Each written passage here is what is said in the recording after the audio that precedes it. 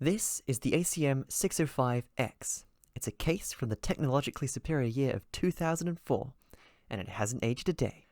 This baby's got it all. A floppy disk drive mount, a 90mm back exhaust, and even 2 spots for a set of CD-ROMs. As a hardcore gamer who needs the cutting edge in computer case technology, this is the case for me. So let's shove my components in there, shall we?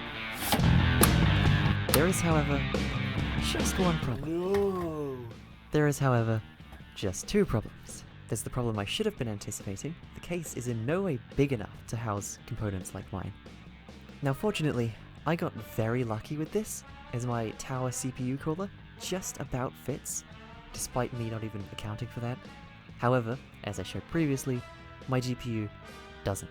The problem I was anticipating, the case is not at all designed to cool higher-end components, as they will get very hot, very quickly, and in a case like this, they are not going to be happy. In order to overcome these issues, I will be cutting holes in the case using a Dremel.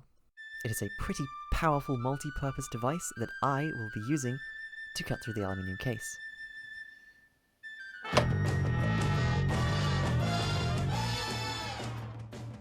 I would like to add here that when using a potentially dangerous piece of equipment, such as a Dremel, you should always take the necessary safety precautions. This is why I'm performing this operation while wearing chainmail garb. And would you look at that? Beautifully cut. You'd never even know that I've never used a Dremel before. Now that I've added some suitably sharp holes to this case, I need to mount some fans on it to suck air in and push it back out. To do this, I will be 3D printing a couple of fan mounts. I will also be adding some feet to the bottom of the case in order to give the air just a bit more room to flow through. After a slightly fiddly build, it's done, and it actually works pretty well. I ran a benchmark of Minecraft with path tracing enabled in a world full of automated farms and general laggy clutter. This is before and after switching to the case, and it's actually slightly better than it was before. The reason my graphics card is cooler is because it has a direct input of air, as opposed to before where it would just suck fresh air out from, I don't know, somewhere I guess.